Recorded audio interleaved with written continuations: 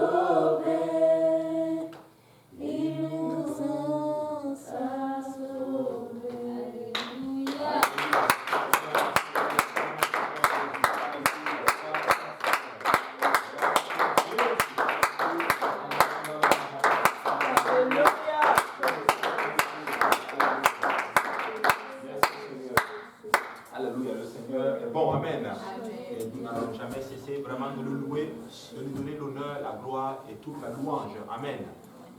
Gloire à Dieu. Et vous pouvez vous asseoir dans cette merveilleuse présence du Seigneur. Alléluia. Content de voir la sœur Esther. Je pense que là c'est calé là maintenant, non? Voilà, on va l'attacher quelque part. Gloire à Dieu. Alléluia. Alors, nous allons continuer notre chaîne étude biblique. Explorons la parole de Dieu. Ça tombe bien, nous avons comme repris à zéro. Et donc, nous allons continuer ce soir. Donc, la semaine passée, on a établi ce qu'on appelle les fondements. Les fondements de l'étude biblique, explorant la parole de Dieu. Et vous avez vu en d'autres termes,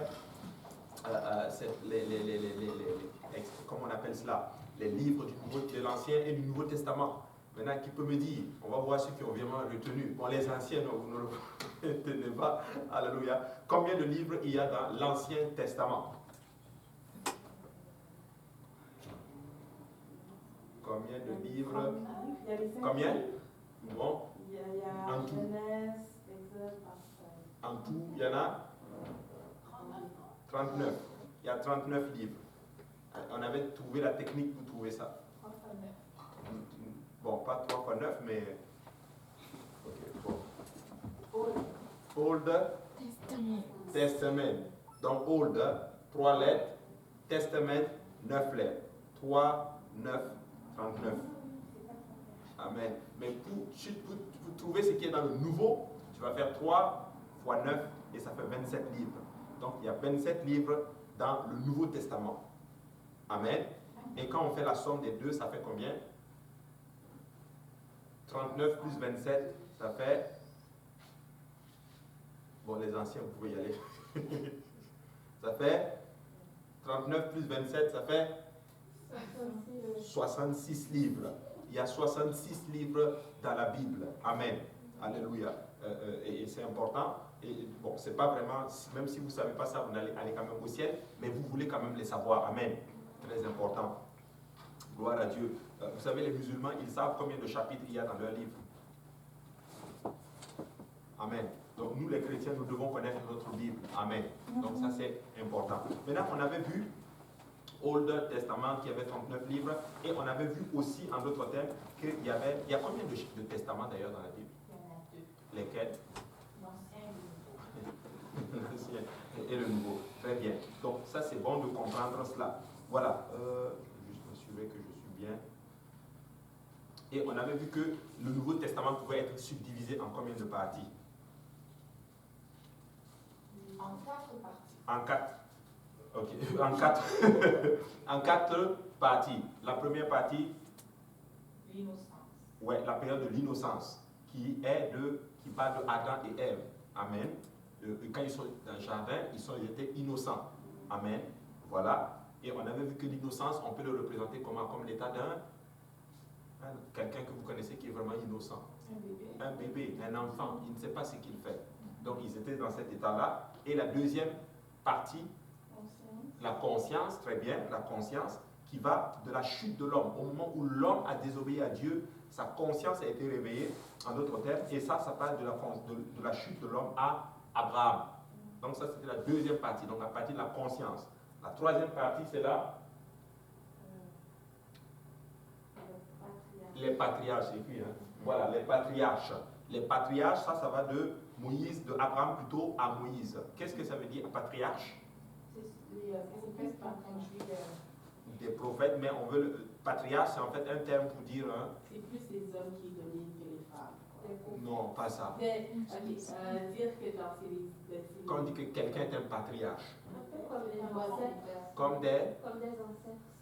Comme des ancêtres, en fait. Les anciens, voilà. On fait des chefs de tribu. C'est des chefs, voilà. Donc il y a eu, les patriarches, ça va de Abraham à Moïse. Qui peut me donner le nom d'un patriarche qu'il connaît? Israël. Donc voilà, Israël était un patriarche. Quelqu'un d'autre? Isaac était un patriarche. Quelqu'un d'autre? Moïse était un patriarche. Moïse était un patriarche. Good. Quelqu'un d'autre? Abraham était un patriarche. Joseph était un patriarche. Josué était un patriarche.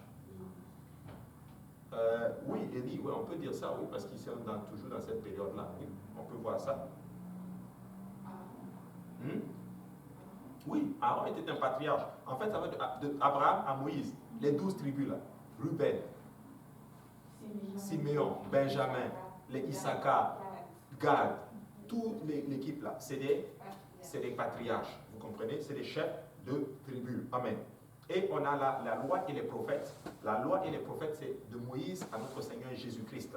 Et ça, c'est important. Donc, on peut subdiviser l'Ancien Testament en ces parties-là. Et quand on va étudier l'Ancien Testament, vous saurez souvent dans quelle partie nous sommes. Amen. Donc, il faut comprendre maintenant de Adam jusqu'à Moïse, par exemple, ou bien quasiment jusqu'à Moïse, nous ne sommes pas dans la loi. Donc, certains principes de la loi, les commandements de la loi ne s'appliquent même pas. C'est pour ça que certaines personnes vont prendre certaines choses qui sont de la loi pour dire que non, ce n'était pas dans l'Ancien Testament, alors que certains principes se sont faits dans cette période-là où on n'est pas dans la loi. Je vous donne un exemple. La dîme. Vous allez entendre des groupes qui disent que non, la dîme fait partie de l'Ancien Testament. Non, oui. La dîme a commencé bien avant l'Ancien Testament. Parce que l'Ancien Testament, là, ce n'est pas en fait Genèse. L'Ancien Testament commence avec qui? Avec Moïse. Quand Dieu donne la loi. Mais avant la loi, on voit le principe de la dîme. Vous comprenez? Abraham a donné sa dîme, mais Abraham n'est pas dans la loi, je veux dire. Abraham est dans le temps de la non, le temps de la grâce, c'est après Jésus. Patriarche. Oui. De la patriarche. Les patriarches, mais c'est le... Ouais, bon, je ne vous l'ai pas dit. On appelle ça le temps de la promesse. Vous comprenez? Quand Dieu a fait la promesse, c'était un temps. Dieu l'a appelé, Dieu l'a fait une promesse. C'est ce qu'on appelle le temps de la promesse. Il est dans ce temps-là. Mais le temps de la loi, on va étudier tout ça. Amen. Oui. Mais on ne pourrait pas dire que ça a commencé même depuis Adam et Ève. Absolument. Parce que, par exemple, Abel et Caïn, il fallait qu'ils donnent une partie. Une prémisse, absolument. Tu as tout à fait raison. Ça a commencé bien même là-bas. Puis même pour Dieu, quand il a dû tuer un agneau, ça montre qu'il fallait donner quelque chose à Dieu pour faire une balance. Qu'est-ce que, genre, la dîme, c'était pour faire une balance de... Non. Bah, si tu veux qu'on recule en arrière, tu peux dire par exemple le principe du jardin. Dans le jardin, l'arbre, quand Dieu a dit, tu pourras manger de tous les arbres, sauf l'arbre de la connaissance du bien, ce n'est pas écrit dîme, mais c'est le principe. C'est-à-dire qu'il y a toujours quelque chose que Dieu réserve pour lui. Amen. Donc, dans le jardin, Dieu a réservé un arbre pour lui. Donc, dans ton jardin financier, Dieu réserve toujours 10% pour lui. Vous comprenez cela? Donc, c'est important. Mais, on va comprendre tout ça avec le temps. Donc, on avait vu subdiviser, on avait vu que l'Ancien Testament, les livres et tout ça, veut vraiment avancer. J'ai une question. Oui, pardon, oui. Oui, concernant la dîme, il y avait... Comme des fois, il y a certaines personnes qui disent, ok, peut-être moi je ne vais pas donner la dîme, mais par exemple, j'envoie l'argent aux gens, exemple, en Afrique. Ah, okay. Est-ce que c'est une dîme parce que la personne, il prend ça comme une dîme ou peu importe qui envoie ça pour, mais il prend vraiment l'argent, tout ça, il envoie. Est-ce que c'est comme une dîme ou il faut vraiment, ok, tu dis, dîme, c'est... Pas du tout, ça c'est pas bon. Le Seigneur a dit que la dîme sera donnée, en d'autres termes, tu mangeras au lieu que l'Éternel a choisi. Tu vois? C'est ce que l'Écriture dit. Maintenant, il y en a qui disent ça effectivement. Oh, moi je ne donne pas ma dîme à l'église parce que j'ai peur que ça soit mal, des choses comme ça. Moi-même je vais envoyer aux gens. Non, ça tu es juste en train de faire d'un don. Tu vois? Oui? J'ai une question toujours par rapport à la dîme. Admettons que quelqu'un reçoit son salaire, paie la dîme sur le salaire, et maintenant la personne donne une partie à, je ne sais pas, ses enfants ou bien un ami ou un parent proche, peu importe. Est-ce qu'il faut aussi que l'autre personne paye la dîme sur ce montant-là, même si ça a déjà été payé? Oui. Okay. Exemple. Toi, par exemple, tu as payé, supposons que tu payes ta dîme, tu as donné ta dîme, et puis Dieu te met à cœur, par exemple, de donner, je ne sais pas, supposons $100 à la sœur Carole. Ok? Si la sœur Carole reçoit le $100, c'est un don, elle doit dîmer dessus. Parce que elle l'a reçu, parce qu'elle doit donner la dîme de tout. Donc toi, tu as déjà dîmé, mais elle doit dîmer aussi. Et si elle enlève dans les $100, elle donne $20 à Emmanuela, elle doit dîmer aussi dessus. Donc tout ce que chacun de nous recevons, nous devons dîmer dessus. Tu vois? Et c'est pour ça que l'Écriture dit, c'est pour ça que Jacob dit, je te donnerai la dîme de tout. Et le proverbe dit, honore l'Éternel avec les prémices de tout ton revenu. Tout ce que tu reçois, dîme dessus. Amen. Voilà Dieu. Oui, et puis je viens à toi. Ouais. Admettons que tu t'es rendu compte du fait de donner ta dîme dans le salaire brut. Quelle conséquence? Ah ok, ça dit que tu donnes, au lieu de le donner sur le brut, tu le donnes sur le net, tu veux dire? Oui, après tu te rends compte que tu donnes sur le brut. Bon, il faut rattraper. Bon. Est-ce que tu là, ça veut dire que tu as volé le Seigneur? Bon, c'est sûr que si c'est pas méga, non, il faut juste corriger. Souvent ils disent, tu corriges, ok, c'était pas méga, tu le corriges tout simplement. Dans certains cas, il s'est même écrit qu'il faut donner la dîme avec un certain pourcentage. Je sais plus, c'était je sais plus, mais il y a un pourcentage que tu dois donner de plus. Maintenant, faut pas oublier, sinon tu vas toujours payer les pénalités.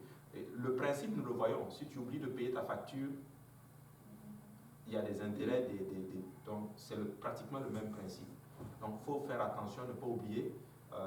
Si tu oublies de payer sur le brut, ce n'est pas bien grave. Quand tu vas faire tes impôts, bah, tu vas dîmer dessus. Vous comprenez? Maintenant, tiens, je vais parler un peu de la dîme puisqu'on est là-dessus pour clarifier certaines choses. Premièrement, qu'est-ce que la dîme? La dîme, c'est 10% de ce que je reçois, que je consacre à Dieu. Amen. Je reçois $100, bah, ma dîme, c'est $10. Quand tu reçois un salaire, c'est vrai que c'est un montant net qui tombe dans ton compte. Mais ce n'est pas ce que tu as fait réellement. Ce que tu as fait réellement, c'est le brut. C'est juste que tu as les taxes à payer que le gouvernement, lui, ne te donne pas le choix. Lui vient prendre pour lui. Tu vois? J'aurais voulu que Dieu fasse ce qu'on appelle la déduction à la source. C'est-à-dire que quand tu fais un truc, Dieu lui-même vient chercher pour lui. Mais ce n'est pas comme ça que ça fonctionne. Tu vois? Nous, on a le choix. Donc, tu donnes dessus, sur le brut. Maintenant, si par exemple, toi, tu dis, ok, tu as donné sur le net, c'est sûr qu'à la fin de l'année, quand tu vas faire tes impôts, tu vas déclarer tout, le gouvernement va te retourner une partie. Maintenant, le gouvernement ne te retourne pas ce que tu as donné à Dieu. Parce qu'il y en a qui donnent leur dîme et ils ne veulent pas mettre leur nom et puis ils ne veulent pas déclarer leurs impôts. Ce n'est pas bon aussi. Quand tu donnes ta dîme et qu'à la fin de l'année, on te donne un reçu d'impôt, quand tu déclares au gouvernement, tu es en train de dire au gouvernement, l'argent, voici ce que j'ai fait, voici ce que j'ai donné à l'Église. Je déclare tout mon revenu. Donc, eux, comme tu as contribué à une organisation de bienfaisance, ils t'ont taxé un peu plus, trop. Parce que tu as déjà contribué à une organisation de bienfaisance. Donc, vu qu'on t'a trop taxé, on te retourne, en d'autres termes, le surplus, en fait, qu'on t'a taxé. Ce n'est pas ta dîme, le montant que tu as donné qu'on te retourne. Non, pas du tout. C'est parce que, comme tu soutiens une organisation de bienfaisance, alors qu'on te prélève déjà pour ça, et que toi tu fais encore plus, bah, ta braquette, la façon dont on te taxe est trop. Donc c'est pour ça que c'est important qu'un enfant de Dieu déclare ses impôts. Parce que si tu ne déclares pas tes impôts, tu n'es pas en train de respecter l'autorité en place. Et la même Bible nous dit que nous devons respecter l'autorité en place. Amen. Et si tu ne déclares pas tes impôts, est-ce que vous savez que l'Église doit déclarer au gouvernement tout l'argent qu'elle rentre, toutes les dépenses qu'elle fait, elle doit déclarer cela au gouvernement. Amen. Parce que quand l'Église ouvrait, l'Église a dit au gouvernement, nous, on est une organisation de bienfaisance. Pour dire au gouvernement, nous ne sommes pas en train de blanchir l'argent. L'argent que nous avons, ça vient de nos membres. Voici ce qu'on a fait. Et toi aussi, tu dois dire au gouvernement, voici l'argent que j'ai fait, voici ce que j'ai fait et tout. Vous comprenez? Donc, c'est important, mes frères et sœurs, de déclarer ses impôts. Maintenant, si tu ne veux pas de cet argent et que tu n'as pas la conviction, moi, je te dirais, déclare, si on te retourne de l'argent, prends cet argent, viens donner encore à l'église. Amen. Vous comprenez? Ou bien, par exemple, fais comme Sœur Clément disait, le monsieur là, prends ça maintenant, tu envoies ça au don aux gens. Amen. Donc, c'est important. Oui? Oui, pasteur Abou, je me demandais, est-ce que je peux lancer une cagnotte? Une cagnotte, c'est-à-dire? Par exemple, je vois qu'il y a beaucoup d'églises qui lancent des cagnottes, par exemple, pour faire. Vous savez, comme. C'est comme, je ne sais pas comment on appelle ça. J'ai oublié le terme. Par exemple, pour le voyage au Congo, je peux mettre comme. Oh, j'oublie comment ça s'appelle. Mais il y a des gens qui ont beaucoup d'argent et qui ne savent pas vraiment quoi faire. Et donc, ils sont comme, oh, on va soutenir tout, on va soutenir. Oui, tu peux faire ça. Il y a des personnes qui lancent des cagnottes sur Internet et il y a des gens qui payent les cagnottes. Donc, je me demandais, est-ce que je peux lancer une cagnotte pour l'église? Oui, tu peux faire.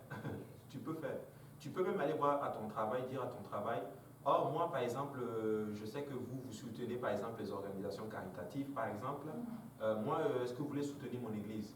On peut vous faire un reçu d'impôt à la fin de l'année, si vous voulez, pour vous montrer que littéralement, l'argent que vous nous donnez, c'est pas qu'on ne la bouffe pas, là. On fait vraiment des choses bien avec ça. On soutient des œuvres en Afrique et tout. En fait, tu peux faire ça. Okay. Ah oui, c'est beaucoup de sagesse. Et moi, les gens du monde, ils font ça. Il y a des parents là. J'ai soutenu des enfants parce que ma collègue est tout le temps en train de me demander de soutenir sa nièce. Sa nièce, bon, tu vois, c'est ça. Voilà, c'est ça. Tu peux soutiens aussi l'église, pardon. tu peux faire ça, oui. Oui. Moi, j'ai eu à cœur à un moment donné de faire cela avec mon travail. La sœur Agnès avait fait ça avec son travail. Je ne sais pas où, après, jusqu'à quel niveau, mais j'avais à cœur aussi de faire ça là où je travaille pour leur dire, ah, nous on fait ceci et tout. Donc, s'ils voient que ça fait du sens, ils peuvent soutenir. C'est bon. Amen. Tout est quand c'est pour avancer le royaume, gloire à Dieu. Amen. Question? Oui. Je voulais savoir, dans l'Ancien Testament, c'est juste les sacrificateurs comment ça marchait un peu? Le peuple payait? Ouais, en fait, la dîme, c'était pour tout le monde. En fait, c'était tout le monde qui payait. Voilà. C'est-à-dire que quand Dieu te bénissait, bah, toi, tu donnais la dîme.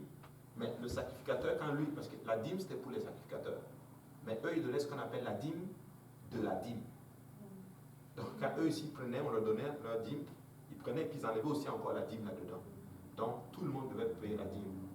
Maintenant, quelqu'un a dit ceci que, mais dans l'Ancien Testament, la dîme, c'était les sacrificateurs.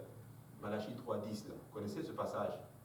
Quand il dit, vous me trompez, mettez-moi le cœur, vous me trompez. Quelqu'un dit, Dieu parle au sacrificateur. Ok, c'est bon, c'est vrai. Mais attends, va dans 1 Pierre 2,9. Tu dis quoi? Vous êtes un sacerdoce royal. Donc on est tous maintenant des sacrificateurs. Donc on doit dîmer. Jésus lui-même a parlé de la dîme. Vous savez ça? Jésus lui-même a dit qu'il ne faut pas négliger la dîme. Oui, je vais vous montrer ça. Regardez pas dans. Je l'avais vu là récemment là. Regarde ce que Jésus dit et vous allez comprendre que ceux qui disent par exemple que ce n'est plus du Nouveau Testament, c'est juste parce qu'ils n'ont pas bien compris, n'ont pas bien regardé les textes. Matthieu.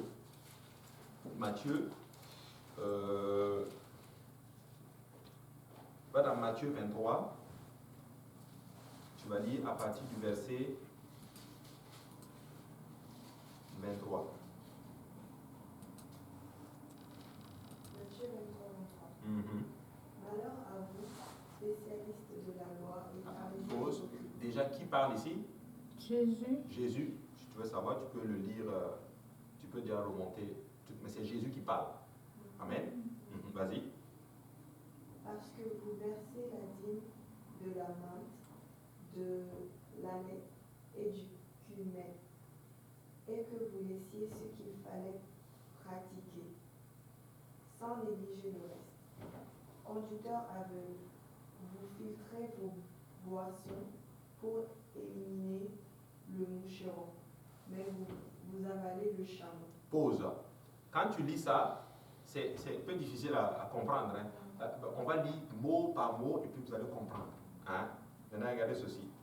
Il dit malheur à vous, scribes et pharisiens hypocrites. Il dit parce que vous payez la dîme de la menthe, de la nette et du cumin et que vous laissez ce qui est plus important dans la loi, la justice, la miséricorde et la fidélité. Quand tu lis ça, tu es en train de dire c'est comme s'il est contre la dîme. Mais il dit non, il dit malheur à vous parce que vous payez la dîme là, mais vous oubliez quelque chose qui est important dans la loi, c'est-à-dire la miséricorde. Et là maintenant, il explique, il dit c'est là ce qu'il fallait pratiquer sans négliger les autres choses. Pour dire ceci, applique la miséricorde et la bonté et tout, sans négliger la dîme et toutes ces choses-là. Est-ce que vous comprenez le texte? C'est ça qu'il est en train de dire.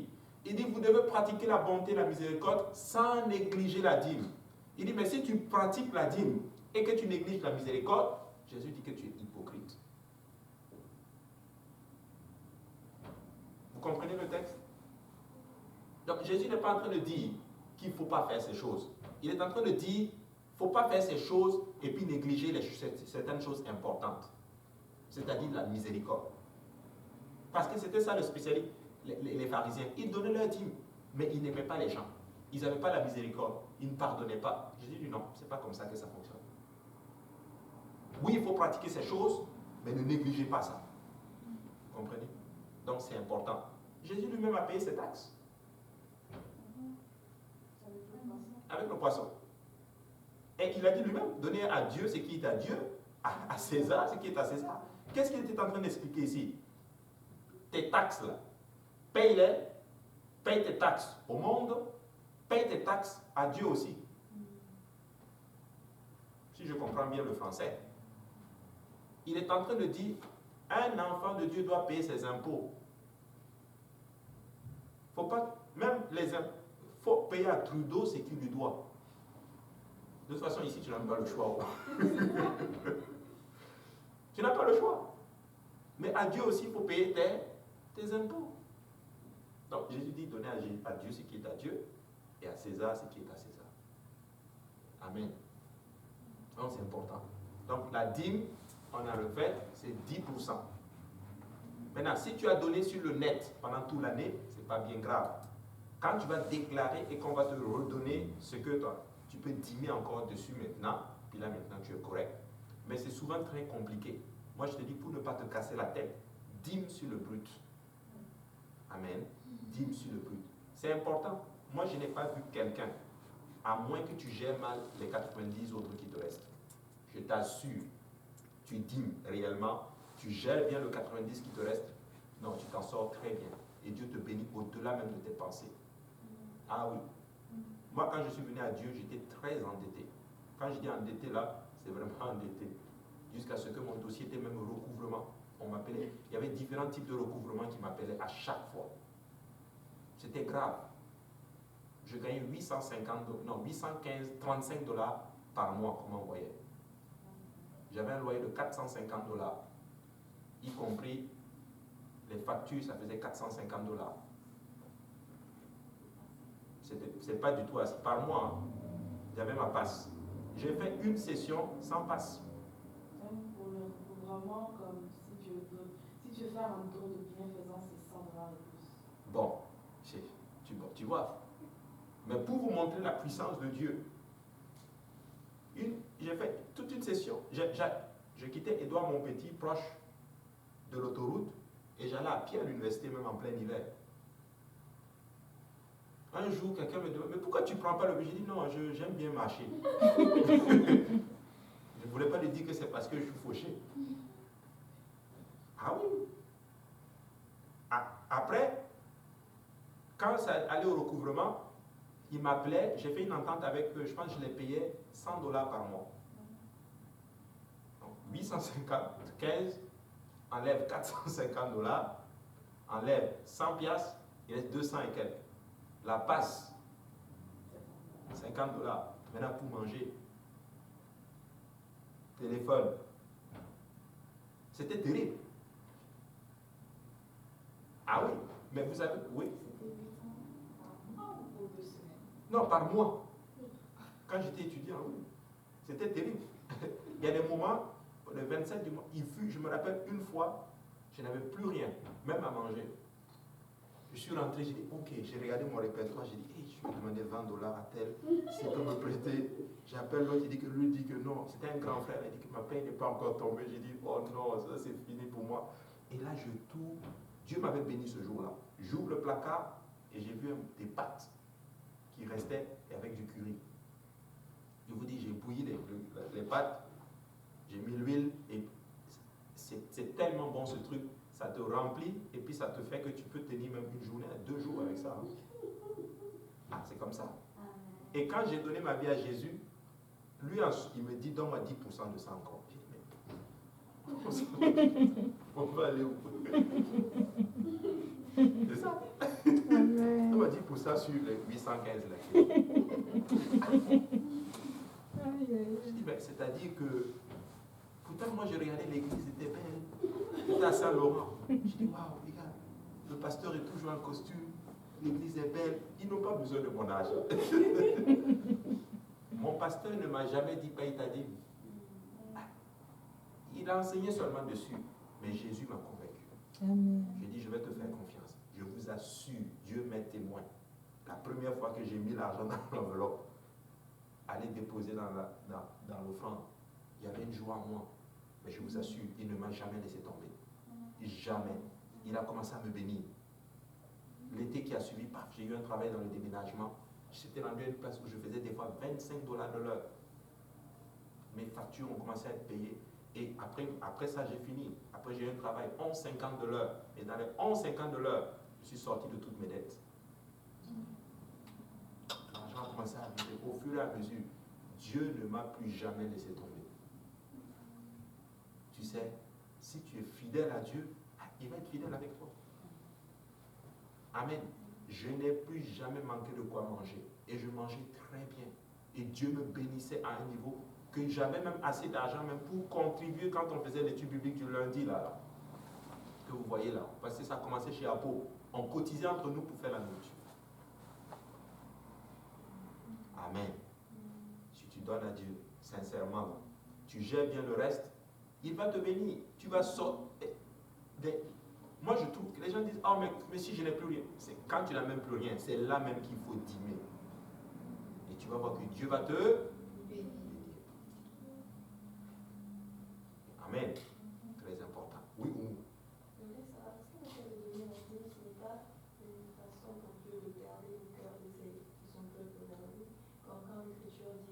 Là où est ton trésor, là c'est dans ton cœur. Parce qu'en réalité, il n'a pas besoin de cette offrande-là, il n'a pas besoin de ça. Oui, absolument. Tu as tout à fait raison. C'est exact. En fait, c'est un moyen pour Dieu de te dire, quand tu donnes à Dieu, tu es en train de dire, je me souviens que c'est toi qui m'as béni. Tu vois? Dieu veut nous montrer que tu sais quoi, c'est moi qui t'ai béni. Il veut que tu te souviennes que tout là, ce n'est pas pour toi. Amen. 90% avec Dieu là. Ça va toujours aller mieux, plus loin, hein, que 100% sans le Seigneur. Vous êtes d'accord avec ça? Ah oui. Ça c'est important. Ça c'est très important. Oui. Par exemple, si vos parents vous envoient de l'argent pour l'école, Ouais. ça on ne dit pas. Non. Si c'est vraiment, ils t'ont dit c'est pour l'école, tu prends, tu verses dans l'école. Mais si on te dit ça c'est ton argent de poche, tu dîmes dessus. Voilà. Non, quand c'est pour une œuvre spécifique, tu diriges ça vers l'œuvre spécifique. Absolument. Si papa envoie les fonds pour l'école, tu prends l'argent, tu mets dans l'école. S'il dit ça c'est pour ton argent de poche, tu enlèves la dîme dessus, puis tu donnes. Amen. Très important. Très important. Ah ouais. Non, c'est important, ce sont ces choses-là. Et quand est-ce qu'il faut dîmer? Il faut dîmer normalement le premier jour de la semaine quand tu as reçu l'argent. Normalement, quand tu reçois, enlève, tu mets de côté. Amen. Je sais que certains d'entre nous, voilà ce qu'on faisait. L'argent entre, on paye nos factures, on arrive et puis on dîme. Mais je te conseille, si tu as un compte épargne et que ton argent tombe jeudi, comme tu n'es pas à l'église, verse ton dîme dans ton compte épargne, tu fais tes autres transactions et quand tu arrives, tu enlèves, tu donnes ta dîme. Amen. Et Pasteur Rabou, est-ce que vous pensez que c'est une bonne idée que les églises appliquent cet appareil numérique? Tu veux mon avis là-dessus? Moi, je ne suis pas contre. Je vais te dire pourquoi. Parce que ça évolue. Il faut qu'on s'adapte et il faut qu'on donne un peu plus de flexibilité aussi aux gens. Je comprends, ça c'est vraiment vrai, parce que c'est même plus facile, parce que des fois on veut tellement donner, la conviction est là. Ouais. Et puis quand on rentre, voir encore qu'il faut partir au guichet, il faut retirer, attendre le dimanche, mais pendant ce temps-là, il y a trop de choses qui se passent. Trop de choses. Et finalement, Ouais. Personnellement, je ne suis pas contre, mais il y a aussi, peut-être ça peut arriver que la direction a aussi une autre pensée là-dessus, qui est valide aussi, mais personnellement, je ne suis pas contre. Quand tu vas à l'église du pasteur Price, ils ont ça. ah oui? Ah oui, pasteur Price à Pointe-Claire, ils ont ça. Moi, je me rappelle une fois, j'étais là-bas, il y avait la réunion des hommes, je voulais donner, je n'avais pas l'argent sur moi, j'avais ma carte. Paf, j'ai donné avec ça. Et Ouais. pourquoi les virements Interact? Ou même les virements Interact, les comptes entre eux. On peut faire ça, c'est plus Oui. simple. Tu peux faire ça plus simple. Tu peux même aller voir ton boss. Tu dis à ton boss, dès que ma paye tombe, voici le compte bancaire de l'église, paf, vire une partie là, de telle façon. Ce sont des choses, ça se fait. Mais il faut aussi qu'on s'aligne. Mais tu sais, progressivement, les choses vont aller vers là. C'est obligé. Parce que le monde évolue. Le monde évolue. Vous imaginez même avant. Avant, c'était inconcevable de dire, oh, je vais faire un chèque à l'église. C'était l'argent comptant. Mais aujourd'hui, on est rendu maintenant au chèque. Tu vois? Exactement. Et tu sais, c'est en Amérique du Nord qu'on utilise même beaucoup encore les chèques. Va en Europe, ils n'utilisent pas beaucoup les chèques. Oui? Non, c'est possible d'avoir le numéro de compte de l'église pour faire les virements. Tu peux faire ça, mais bon, demande à pasteur. Si le pasteur est d'accord qu'on te donne le numéro, oui, à ce moment-là. Mais oui, c'est possible. Moi, je travaille dans une institution financière. Si tu as le compte bancaire, si l'institution financière avec laquelle l'église fait autorise les virements, tu peux faire cela. Il y a des... Vous l'envoyez directement. Non, pas à moi, non. Non, pas à moi, parce que ce serait trop compliqué pour moi. Mais tu peux l'envoyer directement si tu as, par exemple, si le compte de l'église accepte même les virements Interact, bah, tu peux envoyer le virement Interact. C'est juste que celui qui reçoit le virement Interact, ça va être très difficile pour le frère Emric, par exemple, de tout gérer, de recevoir. Mais c'est possible. C'est possible. Amen. Par exemple, il y a des entreprises qui font ce qu'on appelle des retraits directs. Ils viennent chercher l'argent dans ton compte. Donc, si par exemple l'église de l'Est a ce système, Les conseillers, tu peux faire, même si moi je suis avec mon royal, je suis mon conseiller à me délire, j'ai fait les virements automatique. Voilà. C'est plus Bon, facile. bah, c'est un principe. Mais peut-être qu'un jour on y arrivera là, tu donnes ton compte, puis on vient chercher l'argent dedans. On vient chercher l'argent dedans, et ainsi de suite. Mais pour le moment, c'est pas ça le problème. Le problème, c'est il faut juste développer il faut développer l'habitude de le faire, de donner. Amen. Maintenant, où est-ce qu'il faut dîmer? Il faut donner la dîme là où tu manges spirituellement. Amen. Donc il faudra avoir le compte bancaire ici. Non, pas. Mais Mais, c'est normal. non, si par exemple ton église, si toi tu te dis mon église c'est l'Est, c'est ici que je viens, que je mange spirituellement, donne ta dîme ici. Tu vois? Si ton église c'est Saint-Laurent, donne ton église à Saint-Laurent. Si ton église c'est par exemple Hochelaga, donne ta dîme à Hochelaga. Si ton église c'est Saint-Michel, donne ta dîme à Saint-Michel. Si ton église c'est Montréal-Nord, donne ta dîme là-bas. Mais par exemple, va pas à Montréal-Nord et donne ta dîme à l'Est. Ça, c'est pas bon. Amen. Si tu vas à Montréal-Nord, tu donnes ta dîme là-bas. Amen. Donc, il faut comprendre ça. Donc, ce sont ces principes. Et quand on comprend cela, et vous allez voir que ça va aller. Donc, ça, c'est au niveau de la dîme. Je pense qu'on a quand même fait le tour. Maintenant, on va avancer dans l'étude biblique.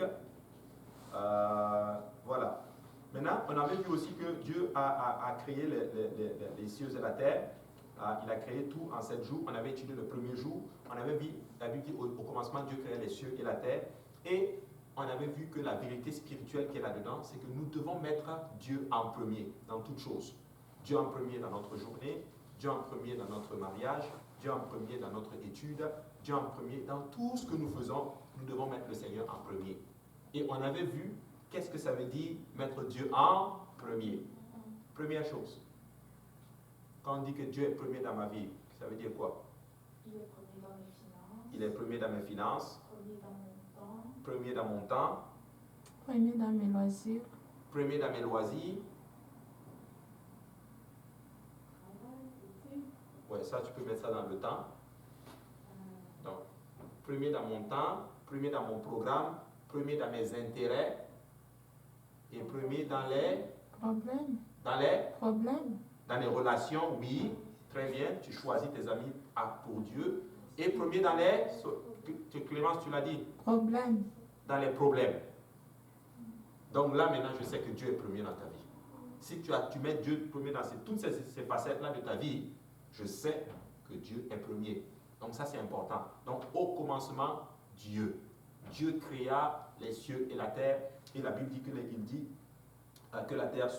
lumière soit et la lumière fut. Maintenant, quelqu'un va lire Genèse chapitre 1 et on va lire maintenant à partir du verset 2. Or, la terre était informe et vide, et les ténèbres étaient à la surface de la vie, et l'Esprit de Dieu se mouvait sur les eaux. Et Dieu dit que la lumière soit, et la lumière fut. Et Dieu vit que la lumière était bonne, et Dieu sépara la lumière d'avec les ténèbres. Et Dieu nomma la lumière jour, et il nomma les ténèbres nuit. Et il y eut un soir, il y eut un matin, ce fut le premier jour. Amen. Ah, donc le premier jour, la Bible dit que Dieu dit que la lumière soit et la lumière fut. Maintenant, rappelez-vous, la Bible dit dans Genèse 1 que Dieu créa les cieux et la terre. C'est ce que la Bible dit. Et au verset 2, la Bible dit que la terre était informe et vide. Qui peut me représenter quelque chose d'informe? Ah, ça a quand même une forme. Hein? Le vent est informe. Amen. Mais elle... Oui, c'est ça, elle est informe. Elle n'a pas de forme, le vent. Mais, il y a une autre condition que Dieu ajoute. C'est informe, mais Dieu dit que c'est aussi vide. L'eau, c'est plein. C'est la matière, l'eau. Mais le vent, il y a aussi la matière, l'air. Mais Dieu dit que dans ce cas-là, la terre qu'il a créée, les cieux qu'il a créés, c'est informe et c'est vide. Qu'est-ce que ça veut dire? Ça veut dire que ça n'existait pas encore physiquement. Amen. Il a créé, mais physiquement, ça n'existe pas. C'est où? Spirituellement, dans sa pensée ou dans l'esprit. Ce n'est pas là physique. Donc ça prouve qu'on existait bien avant ça. On peut dire ça dans la pensée de Dieu, oui. Dans la pensée de Dieu. On était là. Spirituellement, on était déjà comme là. Oui, exactement. Tu peux voir ça comme ça, oui. Donc Dieu a créé tout, mais c'est encore dans le monde spirituel. Maintenant, Dieu va nous montrer comment on passe du monde spirituel au monde physique. Maintenant, comment il fait? Il a tout créé, mais c'est informe et c'est vide.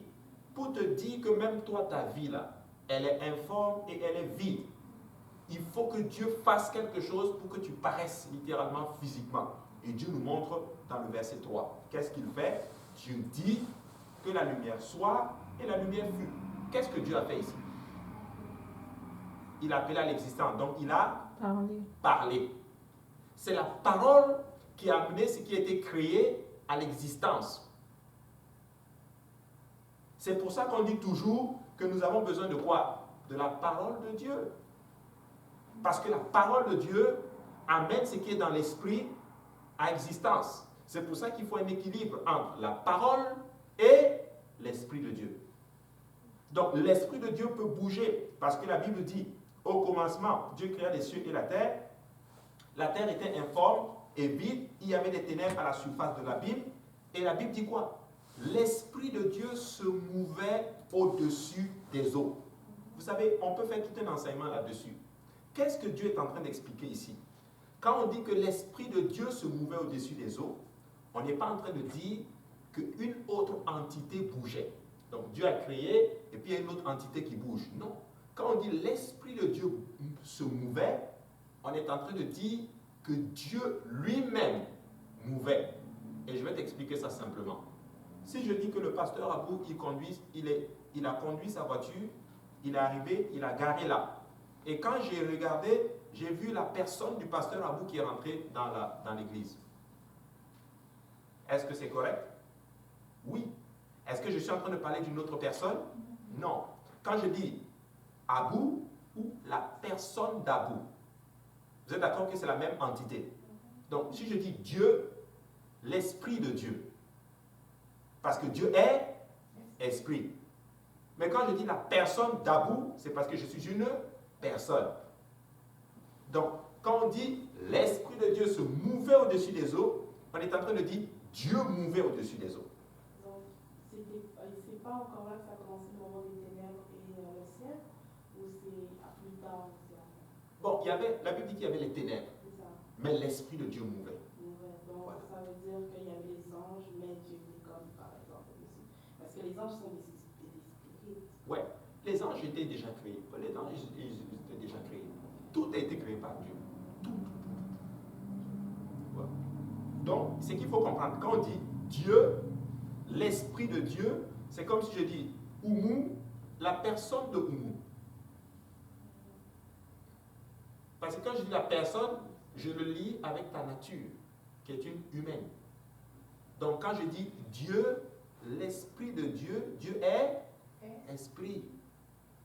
Vous comprenez? Donc quand la Bible dit l'Esprit de Dieu se mouvait au-dessus des eaux, la Bible n'est pas en train de dire quelqu'un d'autre, Dieu était là et puis il y a l'Esprit. Non, c'est Dieu lui-même. La Bible aurait pu dire Dieu mouvait au-dessus des eaux. Mais la Bible dit l'Esprit pour montrer son caractère spirituel. Que Dieu est Esprit. Vous devez comprendre cela. Pourquoi? On est en train de toucher à quoi? À la divinité et à l'unicité de Dieu. Pourquoi? Parce qu'il y a un seul Dieu. Amen. Et quand Jean prend cela, Jean, c'est l'évangéliste, littéralement, qui parle à l'Église pour leur montrer qui est vraiment Dieu. C'est pour ça que quand Jean dit ce passage, il explique clairement. Il dit au commencement était la parole. La parole était avec Dieu. Et là maintenant il dit que la parole de Dieu. Il ne dit pas au commencement Dieu. Il dit au commencement était la parole. La parole était avec Dieu et la parole était Dieu. Alléluia. Et à la fin maintenant, au verset 11, qu'est-ce qu'il dit dans Jean 1? Au verset 10, je ne sais plus, en tout cas dans le chapitre 1, il dit que la parole a été faite chair. Donc vous devez comprendre que toute la Bible, il n'y a pas des entités. Non, il y a un seul Dieu qui est juste en train de mouver et la Bible utilise tout simplement des terminologies pour des fois expliquer qu'est-ce qui se passe ici.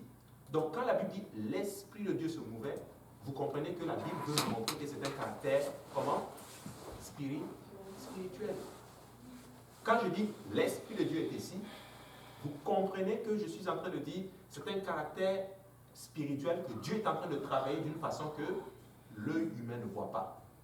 Donc, à chaque fois qu'on parle de l'esprit, comprenez que c'est une action de Dieu qui bouge d'une façon que l'œil humain ne peut pas voir. Amen. J'aurais pu dire Jésus-Christ est ici. Mais je préfère dire l'Esprit de Dieu est ici. Ou dans certains cas, je dirais Dieu est ici. Je peux dire Oumou est ici. Vous comprenez? Mais je peux dire la personne de Oumou est ici.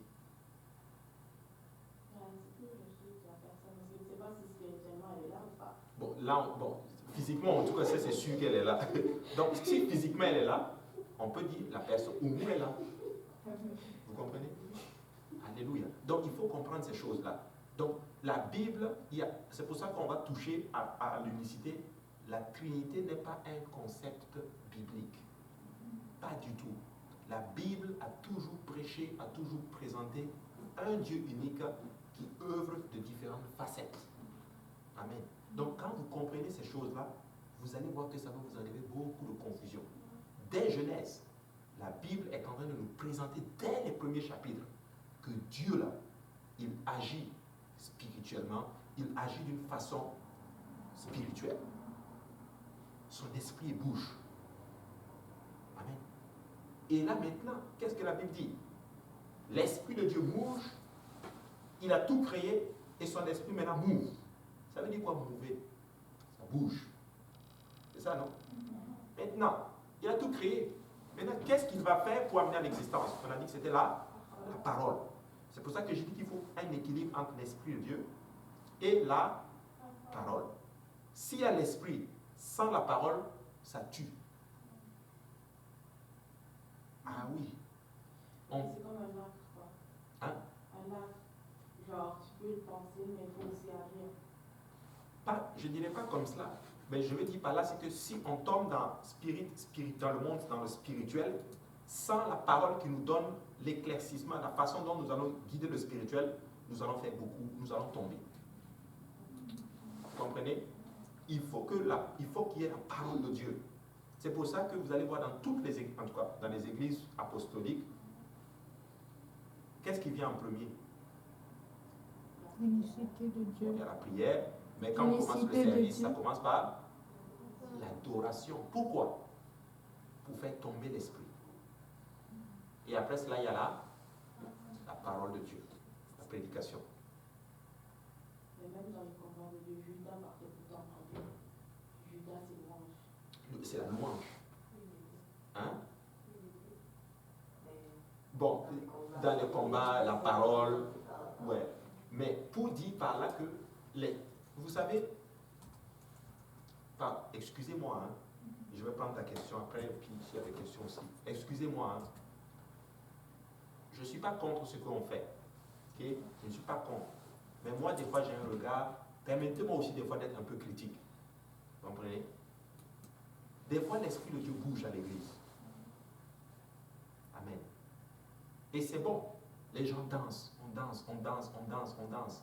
Puis des fois, ça bouge. Puis je veux voir des gens qui vont venir à l'hôtel. Tu sais, le prédicateur, il veut prêcher. Mais on bouge, on bouge, on bouge, on crie, on ne veut pas s'arrêter. C'est pas mauvais, ok? Mais à un moment donné, là, il faut comprendre que, oui, on a loué là. Il faut qu'on s'asseye et qu'on entende ce que Dieu a dit. Ah oui. Il y a des moments, j'ai vu, et tu sais, Dieu va souvent autoriser qu'on le loue, sans qu'il y ait la parole. En ce moment-là, il donne la charge à son serviteur, celui qui est en train de diriger le service. C'est arrivé des cas où on était à Saint-Laurent, où l'Esprit de Dieu a bougé. Il n'y a pas eu de prédication ce jour-là. Vous comprenez? Mais est-ce que ça arrive tout le temps? Non. Il est sensible à l'Esprit dit, ok, on va aller dans ce sens-là. Mais il faut qu'il y ait la louange, mais après il faut qu'il y ait la parole. Mais des fois, le peuple, comme nous on aime le show, coupe un peu la caméra parce que si les gens ils entendent ça, ça va me créer des problèmes.